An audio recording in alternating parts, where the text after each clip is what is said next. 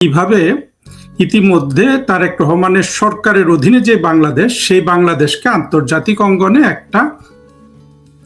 একটা আইসোলেটেড বিচ্ছিন্ন রাষ্ট্র হিসাবে দেখা যাচ্ছে। এবং 2024-এর জঙ্গি উত্থানের দিকে যদি আমরা তাকাই, এবং জঙ্গি উত্থানের ফলে যে ধরনের ফলাফল হওয়ার কথা, ঠিক সেই জিনিসটাই ঘটছে এখানে। অন্তত আমি ব্যক্তিগতভাবে আমি যেই বিশ্লেষণটা এখন তুলছি, যে তর্কটা তুলছি এবং যেই ফলাফল দেখছি, সেখানে আমি মোটেও অবাক নই। এটাই হওয়ার কথা ছিল, কিন্তু কিভাবে হলো সেইটা আপনাদের একটু দেখিয়ে দেই।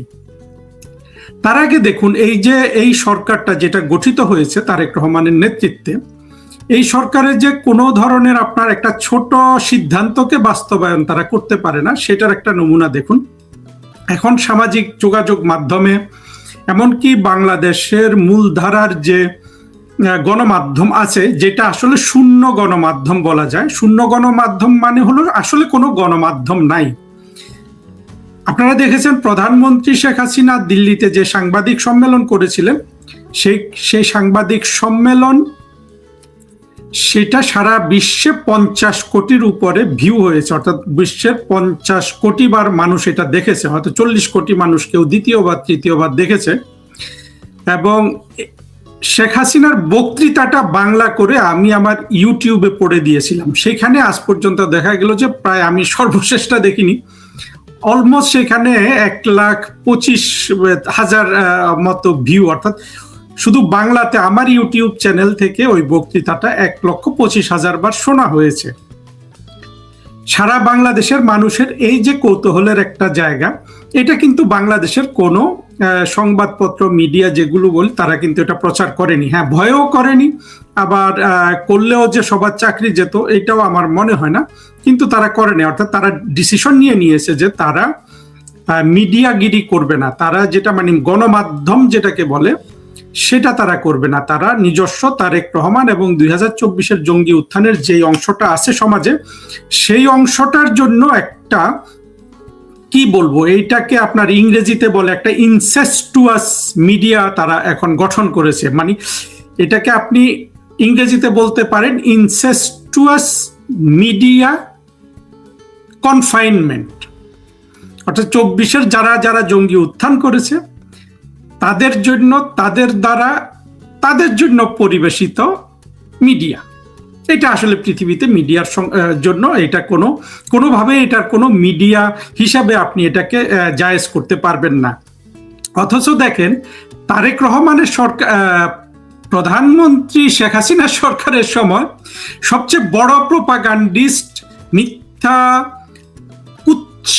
জঘন্যতম আপনার শব্দচয়ন এবং অঙ্গভঙ্গি, বিষাক্ত শব্দচয়নে অতটা বিষাক্ত ছিল না, কিন্তু কণ্ঠ দিয়ে, দেহভঙ্গি দিয়ে বিষ ঢেলে দেওয়ার মতো একজন অপপ্রচারকারী ছিল জাহেদুর রহমান, যে এখন তারেক রহমান সরকারের ঠিক আবার ওই জায়গাটাতে সে বসেছে।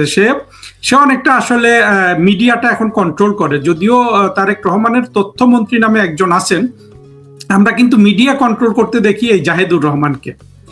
যেই জাহেদুর রহমান শেখ হাসিনাকে দিল্লি দাসী গালি দিয়ে প্রতিদিন 2-3টা ভিডিও করতে পারতো শেখ হাসিনা সরকারের আমলে, আজকে জাহেদ যখন আবার কর্তৃত্বে বসে গেছে তথ্য মন্ত্রণালয়ের, তখন বাংলাদেশের কেউ একটা সত্য নিউজও কিন্তু, বাংলাদেশের যে এখন পলিটিক্যাল ডিভাইড আছে, যারা বাংলাদেশ দখল করে রেখেছে, তাদের উল্টো দিকে যে আরো যে 10 কোটি মানুষ আছে, তাদের নিট পূরণের জন্য কোনো সংবাদই পরিবেশন করতে সাহস পাচ্ছে না। এই অবস্থায় তারেক রহমানের যে এখন, বা বাংলাদেশের যে মিডিয়া হাউস বা মিডিয়া, বাংলাদেশের যে মিডিয়া, এটাকে আপনারা নামটা লিখে রাখেন, আমি বলে দিচ্ছি। এই মিডিয়ার নাম হলো ইনসেস্টুয়াস মিডিয়া কনফাইনমেন্ট। যা হোক, এই যখন অবস্থা, সেখানে তারেক রহমানের সরকার সম্পর্কে আসলে সব সঠিক খবর চারিদিকে কিন্তু যাবে না। আমি এখন আমার আগের কথায় ফিরে আসি, কি করে তারেক রহমান সরকার ছোট ছোট বিষয়টা সমাধান করতে পারে না। আমরা কিন্তু কি দেখছি, যে তারেক রহমান ভারত সফর করবেন কি করবেন না, এইটা হলো বিষয়। এখন তার ভারত সফরের প্রথম সমস্যা তারেক রহমানের সরকার তৈরি করেছে। সেই সমস্যাটা কি? সেই সমস্যাটা হলো যে যদি ভারত সরকার প্রধানমন্ত্রী শেখ হাসিনার কণ্ঠ রোধ না করে, তারা দুটো কথা বলে, দুটোর মধ্যে ন্যূনতম যদি কণ্ঠ রোধ না করে, অর্থাৎ প্রধানমন্ত্রী শেখ হাসিনা যদি অনলাইনে যেসব বক্তৃতা বিবৃতি দেন সেগুলো যদি বন্ধ না করে সম্পূর্ণরূপে, এবং তাকে যদি অতিরিক্ত হিসাব আছে তাকে যদি গ্রেপ্তার না করে, তাকে যদি একজন ফৌজদারি ক্রিমিনাল হিসাবে ট্রিট না করে, তারেক রহমান বিদেশে ভারত সফর করবেন না। এই যে উচ্চ একটা মানদণ্ড তারেক রহমানের সরকার নির্ধারণ করেছে, তারপরে তো আসলে এখন যদি ভারত সেই দাবি পূরণ না করে, তাহলে যদি তারেক রহমান ভারত যান, তাহলে তো এটা তারেক রহমানের নৈতিক পরাজয়। এই পরাজয়টা হবে কিন্তু বিশেষ করে তারেক রহমানের দলের কাছের দল থেকেও যিনি যেই অংশটাকে সমাজের সবচেয়ে বেশি পাত্তা দিয়ে চলেন, সেই অংশটা, অর্থাৎ বাংলাদেশের 1971 সালে পরাজিত জেনারেল নিয়াজির হাত ধরে আত্মসমর্পণ করা শক্তিগুলোর, এবং এর সাথে আরো রয়েছে এই শক্তিগুলোর মধ্যে কিন্তু পাকিস্তানি নাস্তিক এবং সেকুলার শ্রেণীটাও রয়েছে। আপনারা বুঝতে পারছেন যে প্রথম কথা হলো তারেক রহমান সরকারি একটা স্ট্যান্ডার্ড ক্রিয়েট করেছেন, যেটা পূরণ না হলে তিনি আসলে ভারত সফরে যেতে পারেন না।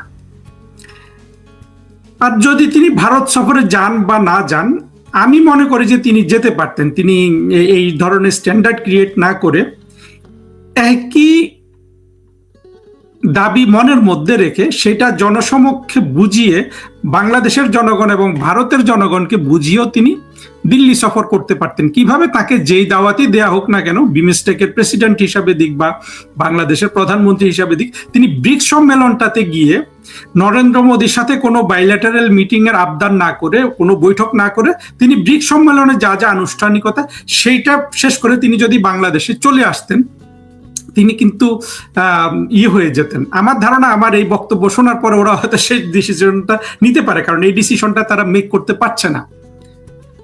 আপনারা দেখবেন যে ইরানের সবচেয়ে মিলিট্যান্ট যেই প্রেসিডেন্ট ছিল আহমেদিনেজাদ, কিংবা ভেনেজুয়েলার যে মিলিট্যান্ট প্রেসিডেন্ট ছিল হুগো সাবেজ, যারা ইউএস রাষ্ট্রের সাথে অত্যন্ত শত্রুতামূলক দুই পক্ষ থেকেই ছিল, তারা কিন্তু নিউ ইয়র্কে প্রতি বছরই যেত, জাতিসংঘের সাধারণ পরিষদে তারা ভাষণ দিত, এমনকি গাদ্দাফি সাহেবও দিত।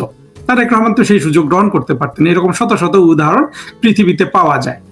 সেটা করার মতো আসলে দূরদৃষ্টি তারেক রহমান সরকারের কারো নাই, খলিলেরও নাই, হুমায়ুন কবির, এরা তো আসলে বাচ্চা পোলাপান। এই যে হুমায়ুন কবির বা শামা কবির, এরা তো অত কিছু দেখেও নাই, মানে পৃথিবী দেখার বা কূটনীতিতে এই ধরনের আপনার কোথায় যাওয়া না যাওয়া এই জিনিসগুলো বোঝার সক্ষমতা তাদের নাই।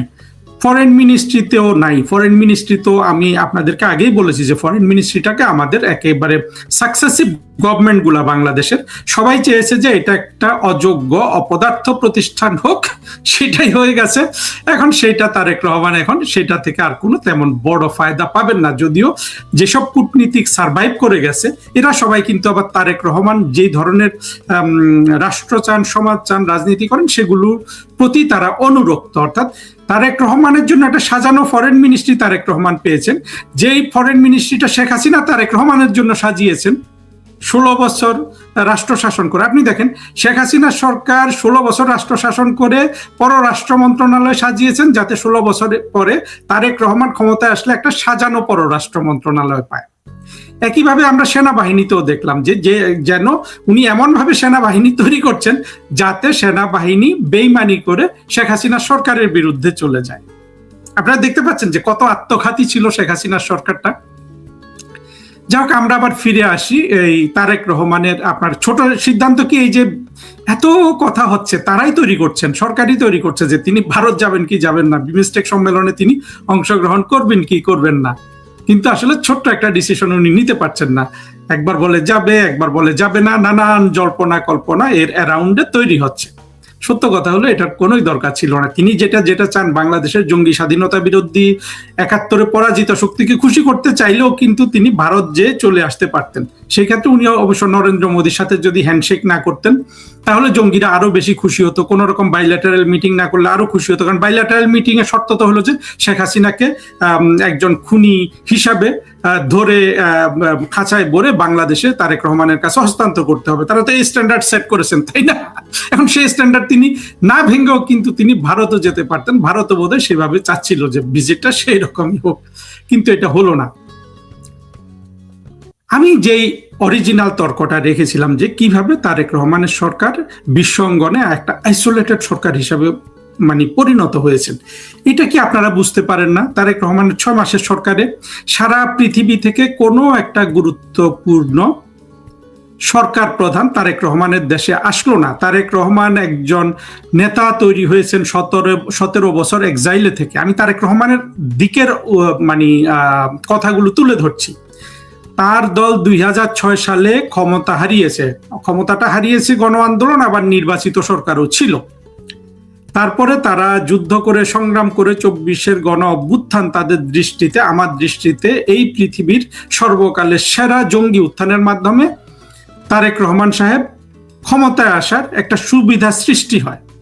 আবার তারেক রহমান যেই ইলেকশনটা করেছেন, যে ইলেকশনে তারেক রহমান জিতেছেন, আপনারা দেখবেন তারেক রহমানের 2 লোক এইটাকে, এবং সবাই এটাই তাদের বক্তব্য হওয়া উচিত।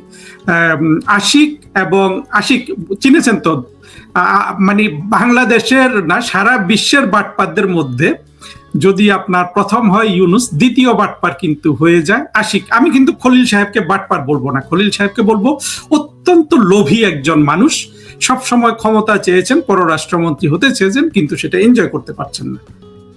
আশিক কিন্তু রয়ে গেছে। এই আশিক নির্বাচনে সে একটা জায়গায় আঙ্গুলে তার দাগ দেখাচ্ছিল যে 3 মাস পরেও তার আঙ্গুলে দাগ রয়ে গেছে। এই ইলেকশন, হুমায়ুন কবিরও ইলেকশনের কথা বলে যে এই ইলেকশন তাদেরকে লেজিটিমেসি দিয়েছে। বাস্তবে হলো সেই ইলেকশনটা বাংলাদেশের 24-এর জঙ্গি কোয়ালিশনের সমর্থকদের মধ্যে ইলেকশনটা হয়েছে। যা হোক, এই যে তারা তাদের দৃষ্টিতে যে ইলেকশন, একজন ইলেকশন করে একটা তরুণ নেতা 17 বছর এক্সাইলে ছিলেন, অনেক পৃথিবীর অনেকের কিন্তু তার দিকে দৃষ্টি নিবদ্ধ করবে না, অন্তত দেখার জন্য তো 2-1 আসার কথা। দেখেন সারা পৃথিবী থেকে কোনো সরকার প্রধান আসলো না। এমনকি এই জায়গায় ইউনুসও ব্যাটার করেছে। ইউনুস তো দীর্ঘমেয়াদে বাংলাদেশটাকে গলাধকরণের জন্য ঢুকেছিল, সে কিন্তু এসে 2 জনকে নিয়ে এসেছিল। আপনাদের মনে আছে? ইউনুস একটা তত্ত্বাবধায়ক সরকার বা ইন্টারিম গভর্নমেন্ট, সে কিন্তু আনোয়ার ইব্রাহিমকে নিয়ে এসেছিল পার্সোনাল কানেকশনের জোরে। আনোয়ার ইব্রাহিম শুধু ইউনুসের কাছেই আসেনি, তারেক রহমানকেও একটা ফুটপ্রিন্ট দিয়েছে। কারণ তারেক রহমান মালয়েশিয়া সফর করেছেন চীনে যাওয়ার জন্য। এখন এই বন্ধু, জাদু জানা বন্ধু, অর্থাৎ তারেক রহমান জাদু জানেন, এই জাদুর জন্য কি তার এই আনোয়ার ইব্রাহিম মালয়েশিয়ার প্রধানমন্ত্রী বাংলাদেশে এসে কি তারেক রহমানের মান রক্ষা করবেন? ইউনুস চালাকি করে আরেক বাটপার পূর্ব তিমুরের এক বিদেশি নেতা সে তাকে নিয়ে এসেছিল। আপনারা কি খেয়াল করেছেন? রামোস হোর্তা খুব সম্ভবত ওই বেটার নাম। বাংলাদেশের সাথে যে দেশের কোনো ধরনের স্বার্থ সংশ্লিষ্ট বিষয়াদি নাই, বাংলাদেশ এখানে 2 আনা জিনিস বিক্রি করবে না, সেই দেশ এখান থেকে 2 আনা জিনিস কিনবে না। তা পূর্ব তিমুরের লোক সংখ্যাও খুব কম, একেবারে ইনসিগনিফিকেন্ট একটা দেশকে নিয়ে এসে ওই বেটা আবার নোবেল পেয়েছিল। ইউনুসের মতো বাটপাড়ির নোবেলগুলো এরা সবাই পায়। ইউনুসও 2টা সরকার প্রধানকে কিন্তু বাংলাদেশে নিয়ে এসেছিল প্রথম দিকে, মানে ইউনুসের প্রথম দিকেই। তারেক রহমান এখন পর্যন্ত সেটাও কিন্তু করতে পারেনি। আমি তো বলবো তারেক রহমানের এখনই উচিত ডান্ডা নিয়ে ফরেন মিনিস্ট্রিতে ঢুকা, খলিল, তারপরে হুমায়ুন কবির, এবং আমি মনে শামা উবায়েদকে তো উনি অ্যাপ্রেন্টিস হিসাবে রেখেছেন, এইগুলা আবার ফরেন সেক্রেটারি যারা আছে তাদেরকে ধমক দেয়া যে 6 মাস হয়ে গেল, কেন বাংলাদেশে একজন সরকার প্রধান আসলো না? সরকার প্রধান তো আসবে না। সরকার প্রধানগুলো যখন এরকম আসার কথা যদি তারেক রহমান কাউকে দাওয়াতও দেয়, তখন তাদের ফরেন সেক্রেটারিরা বা পররাষ্ট্রমন্ত্রীরা কি ব্রিফিং দিবে? ব্রিফিং দিবে যে এখানে একটা জঙ্গি উত্থান হয়েছিল, তারপরে তারা ব্রিফিং দিবে যে সেখানে একটা ইলেকশন হয়েছিল, সেই ইলেকশনে বাংলাদেশের কমপক্ষে অর্ধেক সমাজ যোগদান করেনি। তারপর কি ব্রিফিং দিবে? যে 2024-এর পর ক্রমাগতভাবে সেখানে জঙ্গিদের প্রাধান্য দেখা গেছে রাস্তাঘাটে সব জায়গায়। 2024 থেকে সেখানে বাংলাদেশের ইতিহাসে সবচেয়ে বেশি মানবাধিকার লঙ্ঘন দেখা গেছে। সেখানে হিন্দুদের পুড়িয়ে মারা হয়েছে, সেখানে কবর থেকে লাশ তুলে পুড়িয়ে ফেলা হয়েছে, সেখানে হাজার হাজার রাজনৈতিক কর্মীকে খুন করা হয়েছে, গৃহহারা করা হয়েছে, হ্যাঁ, লক্ষ লক্ষ মিথ্যা মামলা দায়ের করা হয়েছে।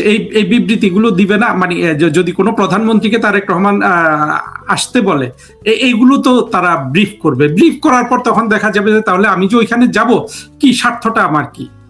বলবে প্রধানমন্ত্রী আমরা গেলে ওইখানে 1 বছরে আমরা $2 বিলিয়ন করে বাণিজ্য করতে পারবো। তখন ওই প্রধানমন্ত্রী হয়তো বলবে যে ঠিক আছে, যা হয়েছে সেটা ভুলে যাও, বাণিজ্য যেহেতু করতে পারবো চলো যাই।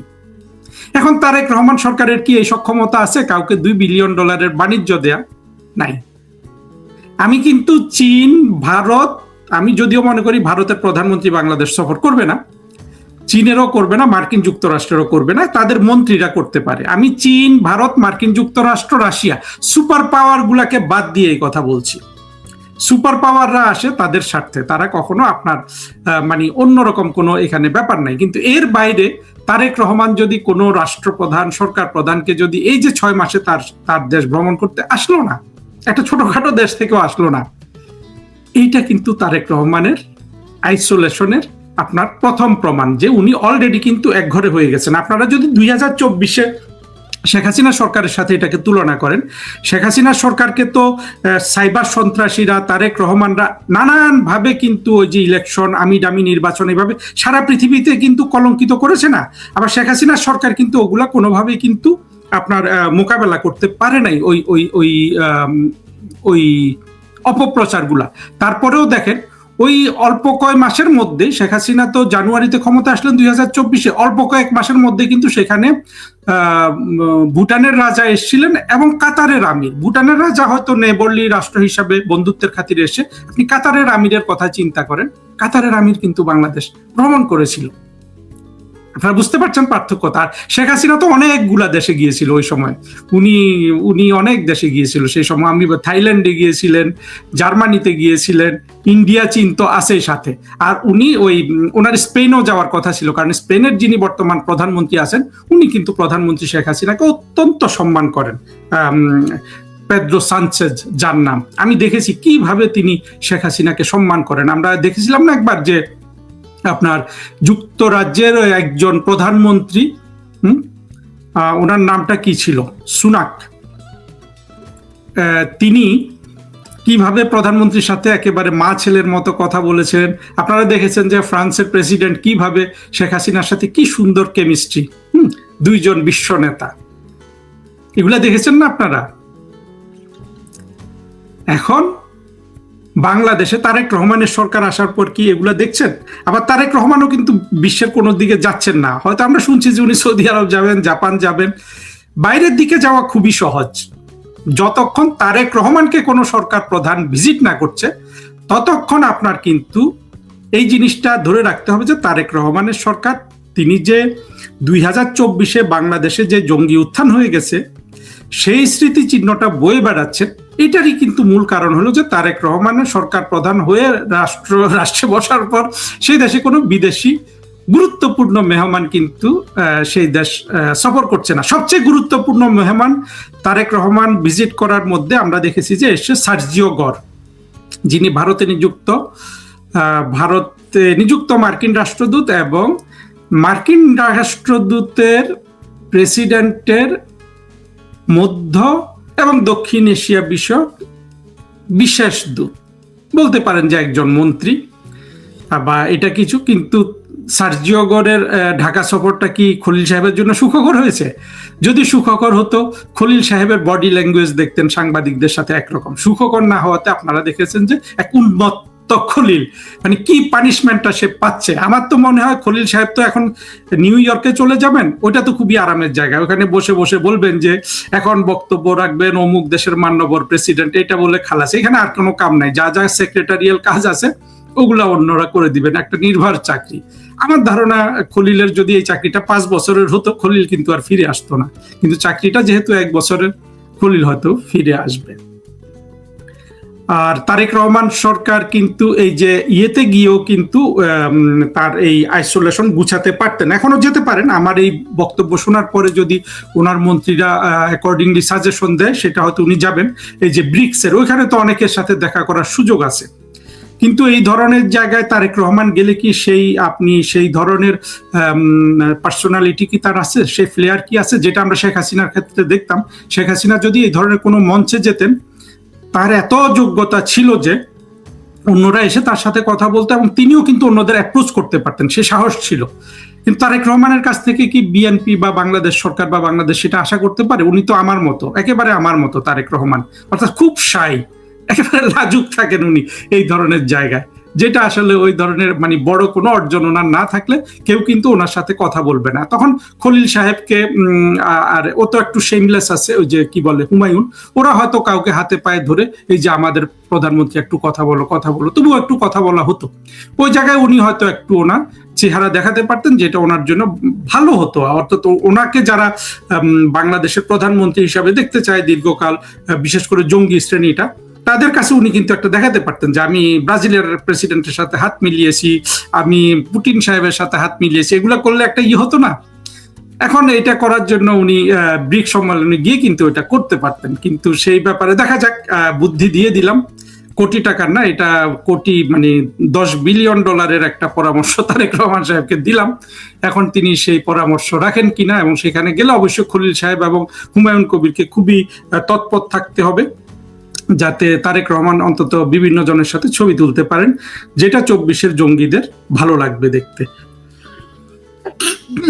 দুঃখিত বন্ধুরা, আজকে যা বলতে চেয়েছিলাম কথা বলতে পেরেছি মনে হয়। আপনারা বুঝতে পারছেন যে আসলে তারেক রহমানের সরকার ইতিমধ্যে আইসোলেটেড হয়ে আছেন। আর হ্যাঁ, এই যে যিনি বিদ্যুতের কমেন্টটা করেছেন, ওনাকে অত্যন্ত ধন্যবাদ, খায়রুল ইসলাম। ওই জায়গাটাই আসলে কথাটা আমার বলার দরকার ছিল, আমি ভুলে গিয়েছিলাম।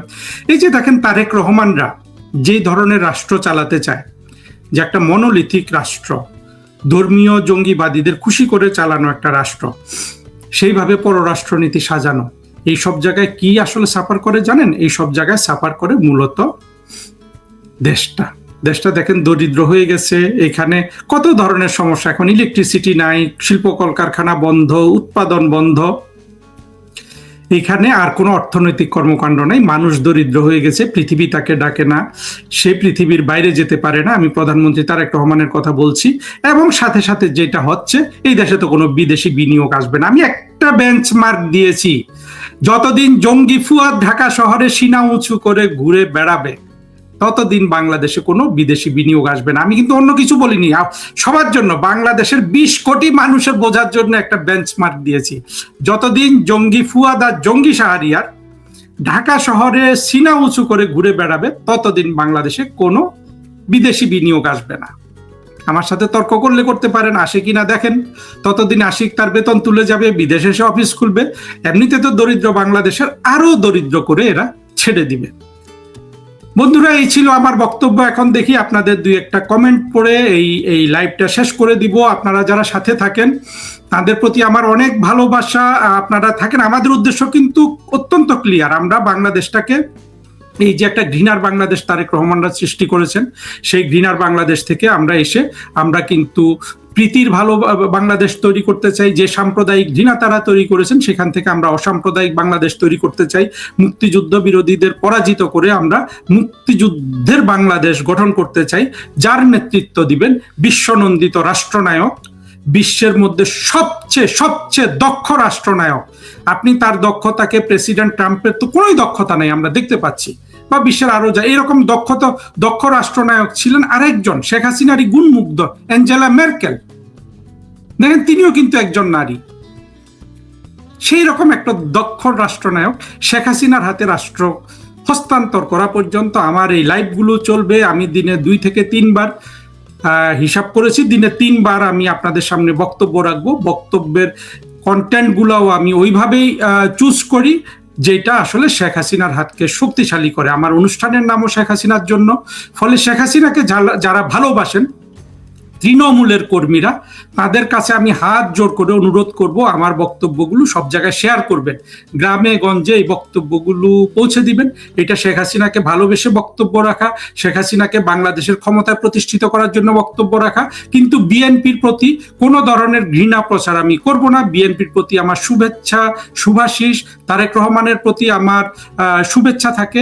আমি চাই যে তিনি আমাদের সাথে সামিল হন। আমরা যা পরবর্তীতে যে বাংলাদেশটা আমরা গ্রহণ করতে যাচ্ছি, সেখানে একটা দ্বিদলীয় ব্যবস্থা আমরা কায়েম করতে চাই। আজকে দেখেন তারেক রহমান অত্যন্ত ঘৃণিত একটা ব্যক্তিকে তার প্রচার প্রচারণার কাজে লাগাচ্ছেন, জঙ্গি জাহেদ। সেই জায়গায় তো তিনি একজন একটা ভালো ছেলেকে কাজটা দিতে পারতেন, যে ঘৃণা প্রচার না করে প্রীতি প্রচার করবে। আমি তো তারেক রহমান সাহেবকে কি বলুন তো, বিএনপির বন্ধুরা কেউ যদি আমাকে শুনে থাকেন, গালি না দিয়ে এটা চিন্তা করেন তো, আমি কি তারেক রহমানের ভালো চাই না? আমি তো সবসময় বলি যে আমি আন্তরিকভাবে ভালো চাই, কিন্তু আমাদের উদ্দেশ্য হলো যে শেখ হাসিনাকে ক্ষমতায় অধিষ্ঠিত করা। এবং তারেক রহমান যদি আমার কথা শোনেন, তাহলে বাংলাদেশে একটা দ্বিদলীয় ব্যবস্থা কায়েম হবে বিএনপি এবং আওয়ামী লীগের মধ্যে। তারেক রহমান যদি আমার কথা না শোনেন, সেই দ্বিদলীয় ব্যবস্থায় আমাদেরকে যেতে হবে। তখন সেখানে কিন্তু দ্বিতীয় অবস্থানে চলে আসবে জাতীয় পার্টি। ইতিমধ্যে জাতীয় পার্টির নেতারা, বিশেষ করে জিএম কাদের সাহেব প্রমাণ করেছেন যে অবশ্য তার বয়স হয়ে গেছে, তিনি একজন সত্যিকার অর্থে শেখ হাসিনার পরে বাংলাদেশে প্রধানমন্ত্রী হওয়ার জন্য কোনো যোগ্য ব্যক্তি যদি আমি এই মুহূর্তে দেখে থাকি, সেটা কিন্তু জিএম কাদের সাহেব। ফলে বিএনপি যদি এই সুযোগটা হারিয়ে ফেলে, জিএম কাদেরের জাতীয় পার্টি, সেখানে দেখবেন শামীম হায়দার পাটোয়ারি নামে যে তরুণ মহাসচিব আছেন, অত্যন্ত ভদ্রলোক এবং সত্যিকার অর্থে একজন ভদ্র রাজনীতিবিদ হিসাবে রাষ্ট্রের অনেক মানুষ তাকে কিন্তু ভালোবাসে। এরা কিন্তু অর্থাৎ আওয়ামী লীগের পরে দ্বিতীয় জায়গাটা কিন্তু জাতীয় পার্টি দখল করবে, সেভাবেই যাবে। তারেক রহমানের দল কিন্তু ছিটকে পড়বে। এখন তারেক রহমান যদি ক্ষমতায় থাকা অবস্থায় এগুলো না বোঝেন, আমাদের আর কি করার আছে? বন্ধুরা, অনেক ধন্যবাদ সাথে থাকার জন্য। আজকে একটু বেশি আছেন, আমি আপনাদেরকে অত্যন্ত ভালোবাসি। আপনাদের উৎসাহে কিন্তু এই অনুষ্ঠানগুলো করি। সব সময় সাথে থাকবেন। যদি শেখ হাসিনাকে ভালোবাসেন, যদি বঙ্গবন্ধুকে ভালোবাসেন, যদি বাংলাদেশ একটা আবার আগের জায়গায় ফিরে যাক, অন্তত অর্থনৈতিকভাবে ঘৃণা থেকে সম্প্রীতির জায়গায় ফিরে আসুক, তাহলে আপনারা আমার কথাগুলোকে চারিদিকে ছড়িয়ে দিবেন। বিশেষ করে বাংলাদেশের গ্রামে গঞ্জে আমরা কিন্তু আবার একটা সুন্দর সমৃদ্ধ বাংলাদেশ তৈরি করতে চাই। আমরা বঙ্গবন্ধু সৈনিকরা, বঙ্গবন্ধু এই দেশটা তৈরি করেছেন, আমাদের কাছেই কিন্তু এই রেসপন্সিবিলিটিটা গড়ায় যে আমরাই আবার রাষ্ট্রটাকে সঠিক জায়গায় নিয়ে যাব। এই রেসপন্সিবিলিটি তো জামাতের নাই, অন্য কোনো দলের নাই, সিপিবির নাই। এই রেসপন্সিবিলিটিটা আমাদের দুর্ভাগ্য হোক, আমাদের সৌভাগ্য হোক, বঙ্গবন্ধু রাজনৈতিক উত্তরাধিকার হিসাবে আমার কাঁধে, আপনার কাঁধে পড়েছে। আমরা সেই কাজটা করার চেষ্টা করছি এবং এই জায়গায় আপনাদের উৎসাহ এবং আপনাদের ভালোবাসা, আপনাদের সহযোগিতা আমাকে কিন্তু এই বক্তব্যগুলো রাখতে সাহসী করে, উদ্দীপ্ত করে এবং শক্তি জোগায়। দ্রব্যমূল্য নিয়ে কিছু বলুন। দ্রব্যমূল্য নিয়ে তো আমি বারবার বলছি যে শুধু দ্রব্যমূল্য না, বাংলাদেশের অর্থনীতি ধ্বংস হয়ে গেছে। কিছুদিনের মধ্যেই দেখবেন যে দুর্ভিক্ষ শুরু হয়ে গেছে, 1 থেকে 2 বছরের মধ্যে যদি এই অবস্থা চলতে চায়। এখন এই দুর্ভিক্ষ তো মানুষ নিজেরাই ডেকে নিয়ে এসে, 2024-এর জঙ্গিদের সাথে তারা অনেকেই গেছে।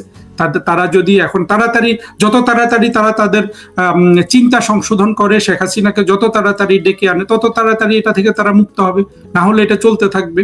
এটা তো তারেক রহমানের সরকারের, তো আমি সবসময় বলেছি যে এই সরকারের সবকিছু সক্ষমতা থাকতে পারে, অর্থনৈতিক উন্নয়ন করার কোনো সক্ষমতা তারেক রহমানের নাই। বন্ধুরা ধন্যবাদ। অনেক রাত হয়ে গেল। আপনারা আবার আগামীকাল রাত 9টায় দেখা হবে আপনাদের সাথে। এর মাঝেও আমি আরো প্রোগ্রাম করি, সে সবগুলোতে আপনাদের ডাকি না। এই বিশেষ করে বাংলাদেশ সময় রাত 9টায় শেখ হাসিনার জন্য যে প্রোগ্রামটা করি, এটাতে আপনারা সাথে থাকবেন। যত বেশি সাথে থাকবেন, তত আমি উৎসাহিত হব এই কথা বলার জন্য। আমাদের উদ্দেশ্য কিন্তু শেখ হাসিনাকে রাষ্ট্র ক্ষমতায় অধিষ্ঠিত করা।